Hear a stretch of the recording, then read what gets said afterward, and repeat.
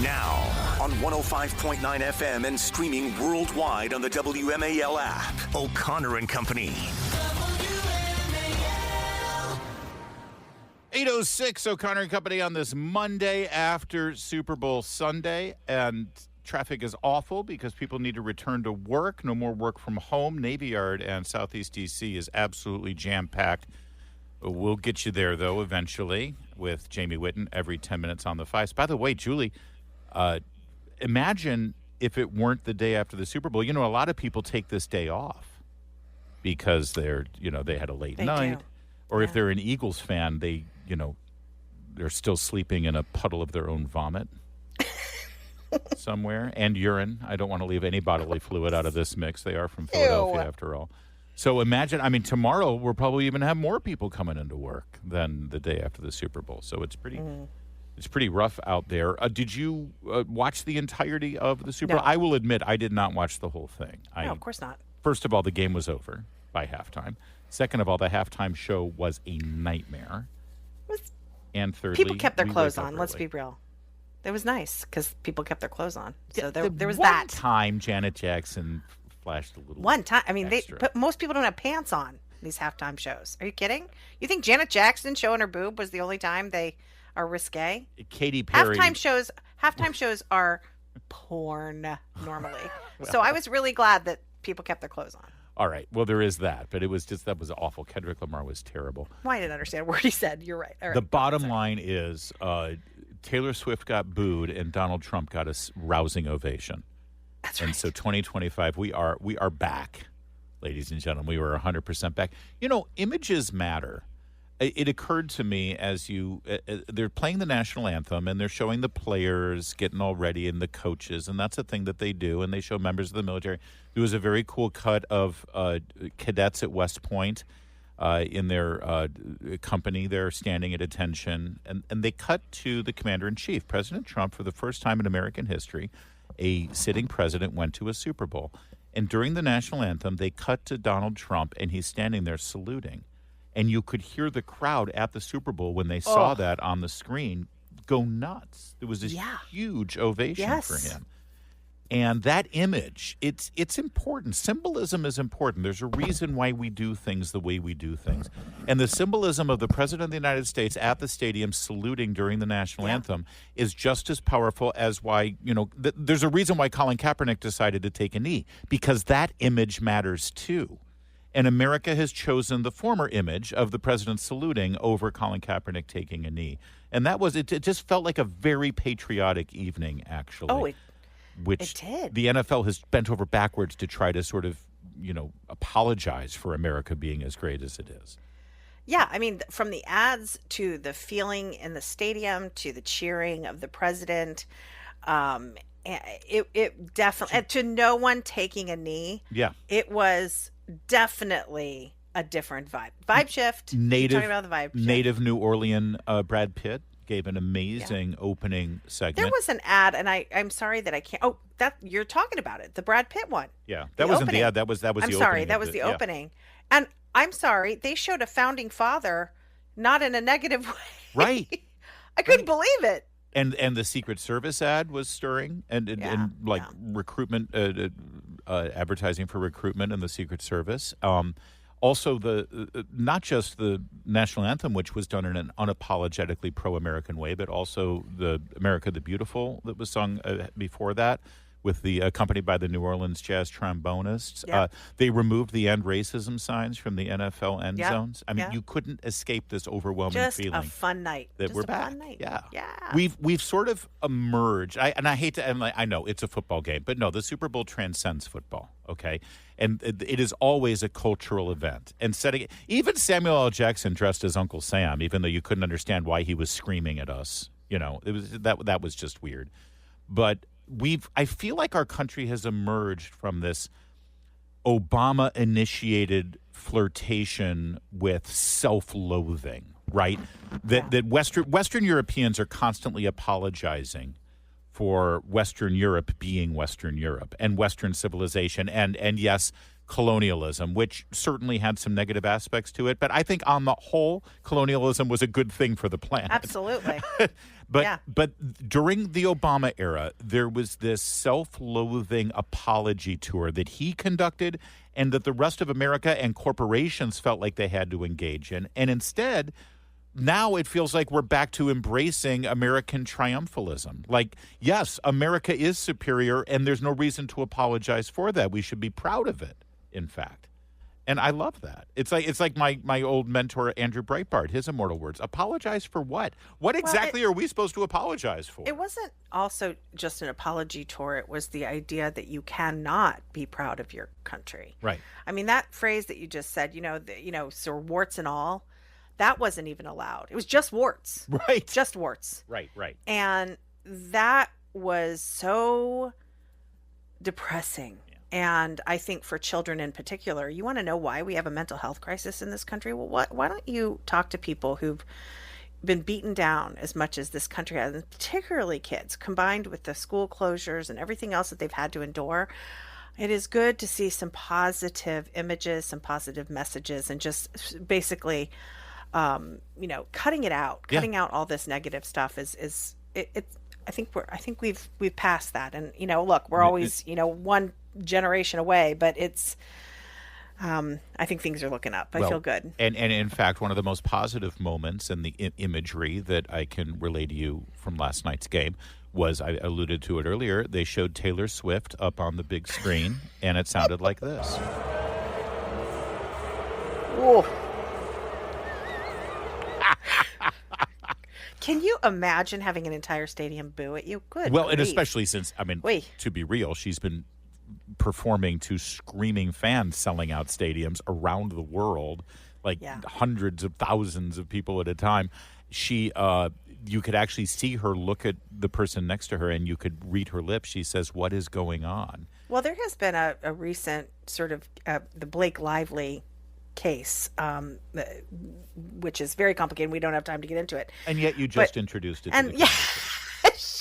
I'm just saying, I think Google the Blake Lively thing and you'll figure it out. Okay, go ahead. Okay. I'm just saying, I think that this has tarnished her reputation a bit. She's gotten kind of involved in it, wrapped up in it. She had a role sort of in it. And I think there's some bad PR going on. You're for overthinking right it. now. You're overthinking it. Eagles fans hate her because she is originally from Pennsylvania, but she's rooting for the Kansas City Chiefs because she's dating one of the players. And the Kansas City Chiefs fans hate her because they're trying to celebrate their team, and all anyone ever wants to talk about is Taylor Swift instead of actually I'm blaming Blake Lively. You go ahead with your theory. That's my theory. Right. So we had that. And then here's Kendrick Lamar, because absolutely no one will be talking about the Kendrick Lamar halftime show except for how bad it was. And here's a little. I have absolutely no idea. No idea what he said. Except in some way that was, I think, an insult to Drake. And there's like this big feud between the two of them. Did he say the word Drake? No, they never actually mention each other, but it's all subtext apparently. I don't know. Anyway, that's it. Oh, and in other news, the Philadelphia Eagles won the game. Oh, it was an actual game, yes. Yeah. Philadelphia Eagles won. It was boring. It was over by halftime. And then they destroyed the city. And then they tore up their city. Yeah, that's nice. Here, this is an actual sound from the city of brotherly love. Of celebrating, I guess. Yes. They tore up Philadelphia in celebratory ecstasy. Idiots. And this morning, the people of Philadelphia are walking around with trash strewn all over the place, bodily fluids all over the sidewalk. Dried throw up on their shirts. Drunken animals enjoying themselves, and traffic lights torn down, and graffiti everywhere, and people are looking around saying, "Oh, well, it's just another day in Philadelphia." Dun, dun, dun, dun, dun, dun, dun, dun, dun, then they all start running like Rocky, and they think that that's enough. No. The rest of America hates Philadelphia people. We love the city. It's a lovely city. It's got great, iconic American things. But the people of Philadelphia are awful, awful. And I'm a Redskins fan, and we're going to go right back to hating you. Congratulations on your championship. It's 8:15, WMAL traffic and weather every 10 minutes. First up the fives. It's an awful city. Even the cheesesteaks are only mediocre. Here's Jamie Whitten in the Heat car. Did you know our boss is from Philadelphia? No. Oh, yes. Huh? Yes, How do you really feel? How do you really feel, Larry? I think I made it pretty clear. Hey, Adrian, let's get you into Georgetown. You know, the beauty of insulting Philadelphians on this day is that they're all hungover and they don't hear it. And you know that they're not smart enough to figure out how to subscribe and download our podcast because they're from Philadelphia. And so it's win-win. There's no downside. And by the way, just so you know, when I say that Philadelphians are all hungover, it has nothing to do with celebrating the game. Every day it's like this. They're just staying at home and nothing here. Anyway, during the pregame, we had Bret Baier interviewing Donald Trump. Now, they condensed this down to a 7-minute package. It was obvious editing, by the way, for everybody. Hey, 60 minutes, Kamala Harris. No. They told us ahead of time. Bret was on the show Friday. He said, we're going to have an edited package, and then we're going to do the full interview, and we'll show it to everybody on Special Report on Monday. It's called cross-promotion, folks. Here's a little bit of it. You are going to be the first sitting president to attend a Super Bowl. It's a big day for America, always is. What made you want to do it? Well, first of all, I'm very surprised to hear that. I would have assumed many presidents came, but I think just the spirit of the country's taken on a whole new life. I thought it would be a good thing for the country to have the president be at the game. Yeah, he was right, by the way. They cheered him, and there is something to that. There is kind of the country having, you mentioned it a moment ago, vibe change, Julie. Yeah, it really is. It's incredible. Let's get to the Trump dance question in a minute. That went viral. That was the last question of the evening, but he was asked about, what's different about 47 versus 45, because as Bret Baier put it, you guys are kind of doing a no-huddle offense here. It seems the first days of this administration are like a no-huddle offense.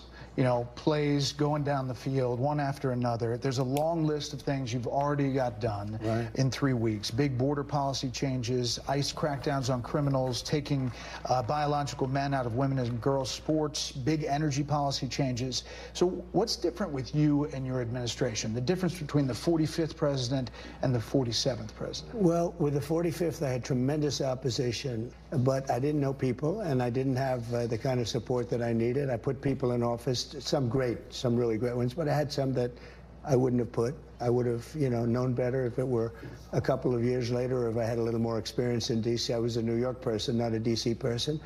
And I had a lot of opposition. I just noticed, I looked on the stage for the recent inauguration, and I'm looking, it's like a who's who of Washington.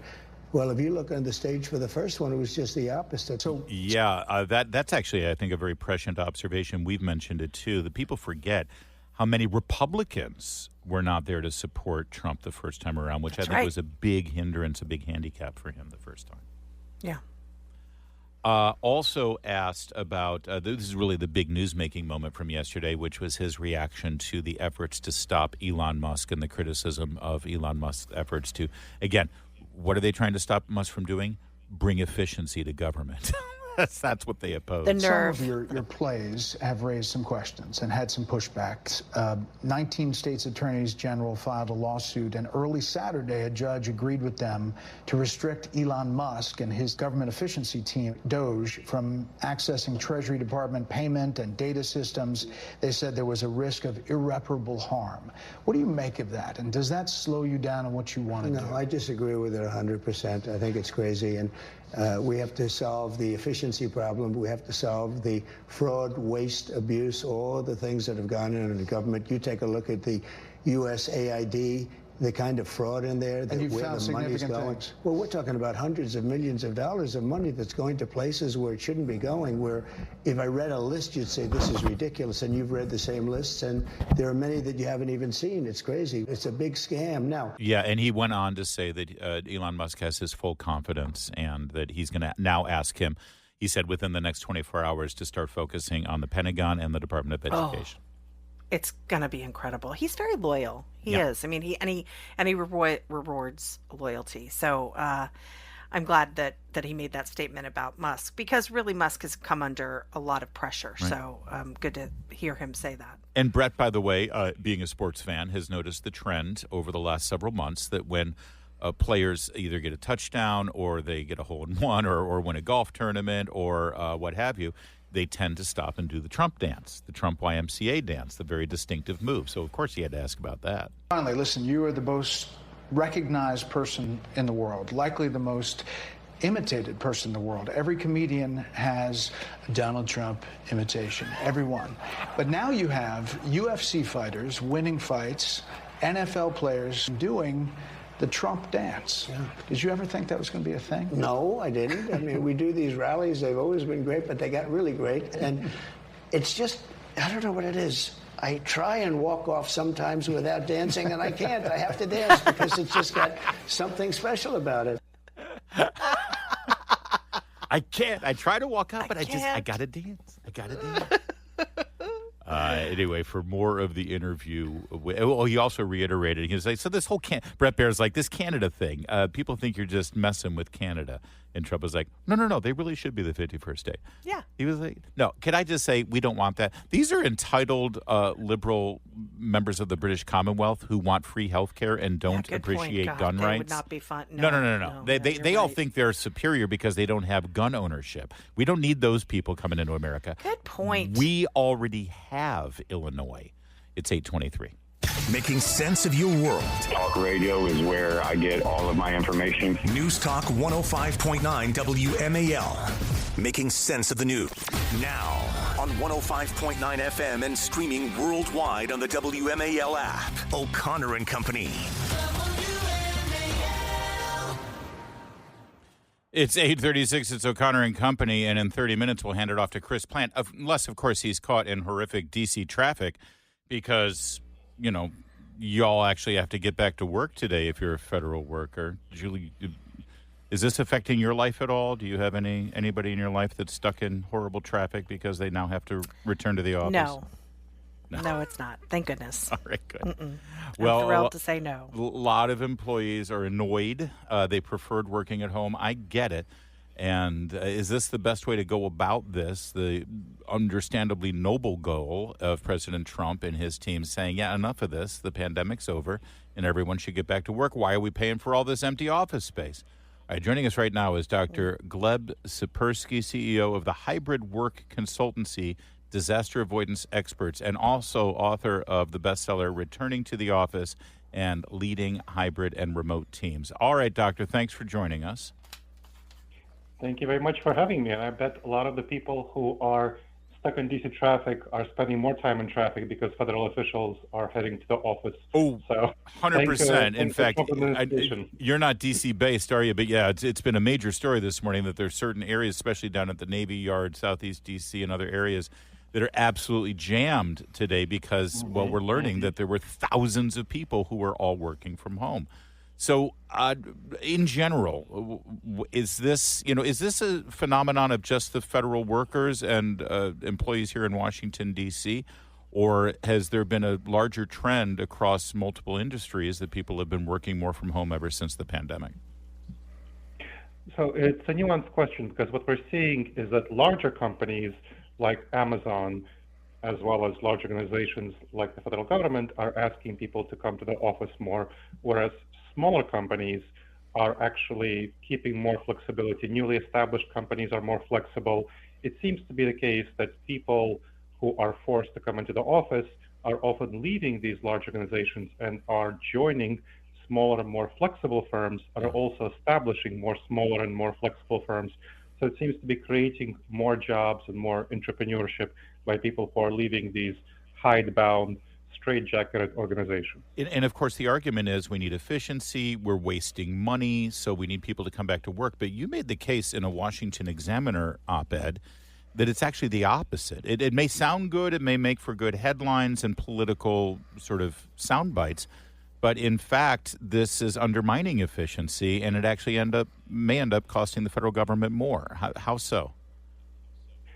I'll give you an example. So the Social Security Administration reported a 6% boost in productivity in 2024 due to the higher rates of telework. So it said that the people working at home were more efficient. They spent more time working because they didn't have to go through the traffic and the commuting, which took away the amount of time that they would have worked more. Moreover, it also cost the government money. So General Services Administration, which is the administration in the government responsible for all its buildings, estimates that optimizing office space for telework could save more than $1 billion annually in rent and maintenance costs for us as taxpayers. And we have another report that looked at a November 2024 report from the Government Accountability Office. These are all nonpartisan, non-biased organizations. They evaluated federal telework programs and found that they expanded talent pools and reduced turnover. And of course, if you look at turnover, in order to replace an federal official, it usually takes about 6 months of pay. So when somebody leaves, so you're reducing their turnover, you're reducing the kind of additional pay that we as taxpayers have to suffer because of turnover. So those are just some examples of improved productivity, improved costs. Of course, there's externalities for the rest of us. We don't have to suffer for traffic, and we can talk about that. But there's also benefits in terms of retaining folks. Doctor, you make a really good point about the efficiency, and look, that's what Doge is supposed to be doing. Do you think to some degree, not to be totally cynical here, but do you think to some degree they are trying to, I don't know, encourage those? Are they trying to encourage people to leave federal service? In other words, they're giving them these big payouts.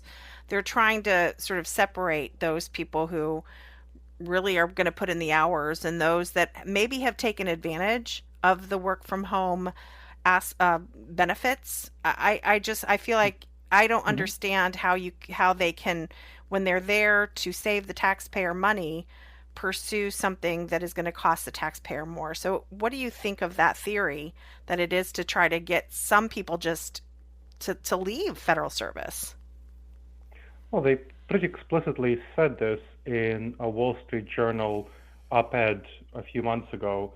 Elon Musk and Vivek Ramaswamy, who was still a part of the Doge back then, wrote an op-ed saying that they want to get people to the office in order to get them to quit. Yeah. But look at what kind of people quit. So there was a study conducted by Mark Ma at the University of Pittsburgh looking at Biden's return to office mandate, which was getting to a 60% attendance in office. So 3 days in the office, 2 days working from home, whereas previously federal agencies set their own standards. And what the groundbreaking study showed is that there was a 26% spike in turnover by senior employees who are ranked as directors, supervisors, and higher, those with more institutional knowledge and leadership experience and skills. Yeah. So you have the best, most capable people leaving, people who have the most ability to find jobs outside the federal government, and the people who we have left and who we will have left after they're forced to return to the office are the ones who are least capable of finding jobs outside the federal government. We do not have the best people left in the federal government after the people are going to leave. So that's another big problem of who is going to be left.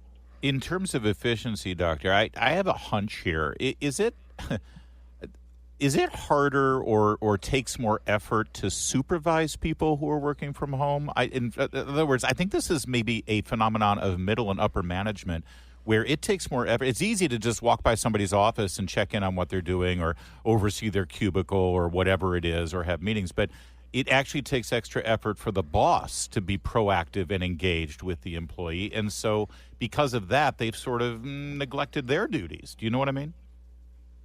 I know what you mean, but that's not what we're seeing from officials like the Social Security Administration, Department of Homeland Security, IRS. All of those organizations are clearly reporting that they're getting higher productivity, higher employee engagement, higher satisfaction from both supervisors and employees, better retention, better recruitment. When we look at the actual neutral, nonpartisan civil service administrators, officials, managers, they are happy with flexible work because they know that it improves their productivity, improves their retention, and it causes them to spend less money on real estate. It's beneficial all around from the management perspective. Now, Elon Musk is well known as someone who is an opponent of remote work, but partially because he works in manufacturing. So he might not know the benefits to people who are in white-collar positions. And we have a lot of benefits from people in white-collar positions. And the civil service, nonpartisan administrators who've been in the government for many decades are reporting that it's better. Well, I don't know if it's an unpopular opinion, but it's certainly an opinion and a perspective on this issue that you don't hear much about and much from, given the popularity of the headlines, get back to work, get back to work. So I appreciate you, Doctor, sort of sharing it with us, and the debate will continue, I think. Thank you, sir. Babylon B described what happened over the weekend with Kanye West. The kids are calling him Ye now, right? Ye? Is it yeah? Ye or Ye? Yay? Ye? I don't know. Anyway, Babylon B described it best. Nightmare scenario as Kanye West's Twitter account is hacked by Kanye West. He decided to take the account and scream in all capital letters many offensive and horrific things. Racist things, anti-Semitic things, just a bunch of just nonsense. The guy has been suffering some sort of mental health crisis for years. Yeah. But then he deactivated his account first after, first Elon Musk, well, I shouldn't say Elon, whoever is running X for Elon, Elon said, everybody's like, Elon did this. No, I don't think Elon is running the day-to-day operations of Twitter accounts. But apparently he posted porn. I missed this. Oh. I don't know what, that